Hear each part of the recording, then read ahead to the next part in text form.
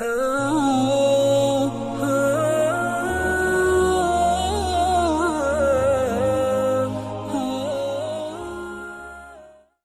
sampai ada kesan gini teman-teman. Kita dulu mungkin pernah mengalami masa-masa yang kelam gitu ya. Atau kalau bahasa ustadz mah atau bahasa fikih jahiliyah. Pernah mengalami masa-masa jahiliyah, banyak dosa, jauh dari Allah, ninggalin sholat kayak gitu-gitu. Hampir semua dosa-dosa besar itu kita pernah ngelakuin. Pas udah hijrah kita ngomong gini, ada untungnya juga sih ustadz, saya dulu pernah nakal. Kalau enggak saya jadi enggak kayak gini sekarang. Kalau enggak saya jadi enggak tahu kalau itu ternyata bahaya. Jadi dengan saya pernah nakal dulu, sekarang saya bisa ngedidik anak saya. Saya tahu anak saya kalau ada indikasi-indikasi mulai nakal nih, saya tahu banget. Karena saya dulu pernah kayak gitu. Enggak ada untungnya teman-teman. Yang harus kita syukuri bukan kita pernah nakal. Yang harus kita syukuri kita pernah nakal tapi Allah masih kasih kita kesempatan. Itu yang kita syukuri, kesempatan tuh. Sampai akhirnya kita bisa berhijrah, Allah kasih hidayah, itu yang kita syukuri. Alam yajidaka yatiman fa'awa wa wajadaka dhallan dhal. Kenapa dhal itu kayak panjang bacanya? Karena sesat jauh gitu kan ya. Kita pernah tersesat jauh. Dan tersesat itu bukan hanya soal akidah, tersesat dalam masalah ketaatan. Kita nggak taat kepada Allah, tersesat jauh, sibuk dengan dunia, kemudian kita foya-foya jauh banget dari Allah. Wa wajadaka dhallan fahada. Allah tarik balik kepada kebaikan. Yang harus kita syukuri bukan dhalnya, tapi fahadanya, hidayahnya. Karena kalau kita berpikir untung juga saya dulu pernah nakal, ini bagian dari kita salah faham terhadap Allah. Jadi nggak ada baiknya kita pernah nakal, nggak ada baiknya kita pernah bandel, nggak ada baiknya kita pernah jahiliyah, pernah bikin dosa. Baiknya adalah alhamdulillah kita bisa taubat, bisa hijrah. Dan kalau kita dengar cerita orang-orang yang ngisahin masa lalunya, jangan takjub kepada dianya, tapi kita takjub kepada Allahnya. Ya Allah baik banget ya. Dia udah sejauh itu Allah nggak ilfil sama dia. Dia udah sejahat itu Allah nggak ninggalin dia. Dia udah sezalim itu sama Allah, mencurangi hak-hak Allah. Allah nggak nutup pintu rahmat untuk dia. Allah itu maha baik. Jadi yang kita kagumin tuh Allah yang udah nyelamatin dia dari masa-masa yang sulit. Bukan justru dia, oh hebat ya, lo bisa bikin dosa terus taubat. Enggak. Bukan dia yang hebat, Allah yang hebat. Karena betapa banyak orang yang Allah biarkan bara'atun dan matinya dalam keadaan su'ul khatimah. Dan Allah pasti punya alasan yang kita gak mengerti. Yang jelas gak mungkin Allah menzalimi hambanya. Jadi teman-teman, ada orang ketika dikasih nikmat, ketika dikasih kemudahan, ketika dikasih kelapangan rezeki, kadang-kadang dia jadi merasa bahwa oh berarti tidak ada yang perlu diperbaiki dari kehidupan saya. Tidak ada yang perlu diperbaiki dari amal-amal saya. Gak ada yang perlu diperbaiki dari ibadah saya. Karena gak ada masalah dalam hidup saya. Seolah-olah dia baru mau memperbaiki diri kalau ada masalah. Bukankah jauh dari Allah itu masalah paling besar? Musibah paling besar dalam hidup kita itu kalau kita jauh dari Allah. Harusnya kita telat salat subuh juga, itu udah sedih tuh. Bukan hari ini telat salat subuh atau gak salat subuh sampai dijamak dengan duha. Tapi hari ini gak ada masalah. Gak ada kerugian, gak ada musibah, gak ada kecelakaan, gak ada masalah dengan pasangan. Oh jadi aman nih hari ini, gak ada masalah apa-apa. Bukankah masalah terbesar itu bukanlah, masalah terbesar kita itu bukan didiemin sama pasangan. Walaupun buat saya itu berat banget. Istri itu kalau udah diem buat saya itu musibah dunia nih. Diajak ngapa-ngapain sama teman, enggak dah kalau istri saya masih diem. Jadi saya bujuk-bujuk, cium tangan apa, gak usah dibahas. Pokoknya gimana biar dia mau senyum dong, senyum, paksain senyum, akhirnya dia senyum, alhamdulillah. Tapi sebelum saya maksain dia senyum atau bujuk-bujuk kayak gitu, saya ngelobi langit dulu, langsung wudu, salat hajat. Ya Allah, Engkau yang menggenggam hati istri saya, balikin dong hati dia ke saya. Pas selesai assalamualaikum, pas ke kiri udah ada dia di sebelah. Drama banget sih.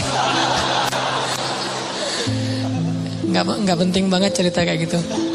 Yang jelas teman-teman, masalah terbesar kita bukan dicuekin oleh orang yang kita sayangin. Masalah terbesar kita bukan ada musibah atau kecelakaan di jalan.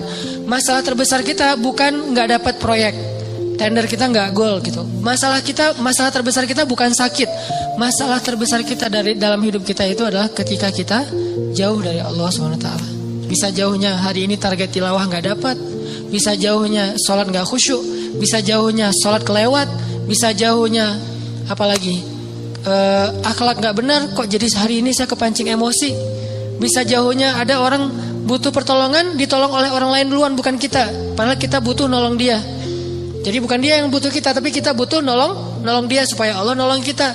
Tapi hari ini nggak ada yang datang ke rumah kita, kan sedih tuh harusnya ya. Biasanya setiap hari ada aja yang minta tolong ke saya, tapi hari ini kok nggak ada ya. Itu harusnya jadi masalah besar buat kita. Itu aja udah bisa bikin kita nggak kegeeran. Dan nikmat terbesar dalam hidup kita bukan dikasih rezeki, walaupun itu kebaikan. Nikmat terbesar dalam hidup kita bukan dikasih pasangan, walaupun itu ya penting banget. Saya nggak berani ngomong nggak penting, bahaya nanti Allah cabut lagi kan jadi jomblo, saya kan kasihan, nggak bisa ngebully orang. Nikmat terbesar dalam hidup kita bukan dikasih pasangan, walaupun itu penting. Nikmat terbesar dalam hidup kita itu bukan kaya raya, walaupun tuh pengen sih. Ada yang pengen miskin? Nabi Muhammad yang pengen miskin. Walaupun kita tahu itu baik, tapi kita nggak berani. Kalau berani coba aja doa. Ya Allah, please dong miskinkan saya. Gak ada yang berani kan ya? Yang ada Allahumma rzuqni rizqan halalan thayyiban, rizqan wasi'an, yang banyak, yang luas, yang halal. Gak ada yang berani. Ya Allah kasih saya rezeki yang pas-pasan aja deh, jangan gede, jangan banyak-banyak amat, nanti bingung mau diapain. Gak ada yang berani gitu. Umar doanya tuh pas lagi tawaf, ya Allah beri saya rezeki sesuai dengan kebutuhan saya. Jangan lebih dari itu, jangan kurang dari itu. Ini pertengahan nih. Kayak gini aja kita nggak berani. Saya nggak berani doa kayak gini nih. Karena kalau dikasih gitu, Allah kok gini-gini amat sih. Karena yang kita butuhkan itu apa? Baju, tempat tinggal, kendaraan, makan, itu doang. Terus jalan-jalan itu bukan kebutuhan teman-teman. Jadi kalau misalnya kita berdoa kayak Umar, kita udah nggak bisa traveling, having trip, jalan-jalan, have fun kayak gitu, kayaknya udah nggak bisa. Makanya saya nggak mau doa kayak Umar. Ya Allah kasih saya rezeki yang banyak, tapi jangan sampai saya jadi kufur kepada Engkau gitu. Doa yang paling aman lah ya. Kalau Nabi Muhammad lebih ekstrim daripada Umar, doanya lebih keren lagi tuh. Ya Allah hidupkan saya sebagai orang miskin, matikan saya sebagai orang miskin, bangkitkan saya bersama orang miskin. Ini kayaknya satu-satunya doa nyunnah yang kita nggak berani baca. Karena kalau sampai kita baca itu dan dikabulkan, bahaya ya. Dan kita yakin Allah maha mengabulkan doa. Buktinya apa? Kita nggak berani doa itu. Seandainya kita ragu Allah mengabulkan doa, ya udah coba aja baca doa itu. Kan kita bilang Allah nggak akan kabulkan lah doa saya. Ya udah coba baca. Ya Allah hidupkan saya sebagai orang miskin, berani nggak?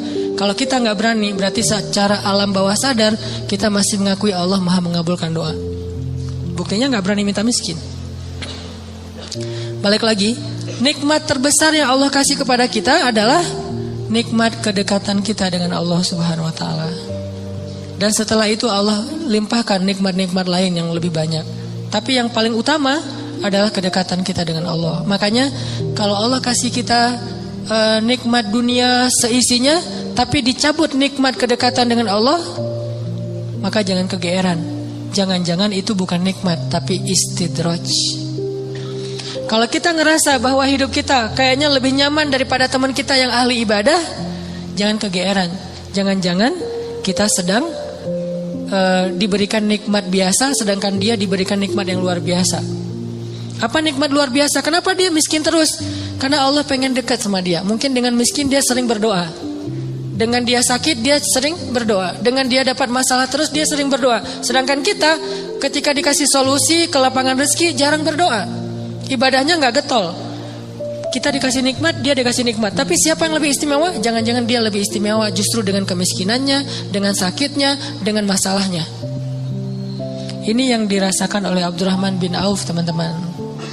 Ketika Abdurrahman bin Auf dihidangkan makanan yang sangat banyak oleh istri-istrinya, Abdurrahman malah nangis, bayangin. Jadi dikasih satu buffet, makanannya semuanya ada dessert, appetizer, main course kayak gitu semuanya lengkap. Pas dilihat sama Abdurrahman, nangis. Kalau kita ngeliat itu nangis karena nggak pernah makan seenak itu gitu ya. Ini nangis karena aduh kok gini-gini banget ya hidup saya, kok nikmat banget sih. Akhirnya istrinya nanya kepada Abdurrahman, "Ma yubki kayak Abdurrahman, kenapa kamu nangis wahai Abdurrahman bin Auf?" Kata Abdurrahman, bagaimana saya tidak nangis? Ada orang yang lebih soleh dari saya, hidupnya susah. Siapa dia? Hamzah dan Mus'ab bin Umair. Sampai keduanya ketika meninggal dalam perang Uhud, saking miskinnya gak punya kain kafan. Satu-satunya kain kafan mereka selimut kecil yang kalau ditutup kepala kelihatan kaki, ditutup kaki kelihatan kepala. Saking miskinnya gak punya apa-apa untuk dikafanin.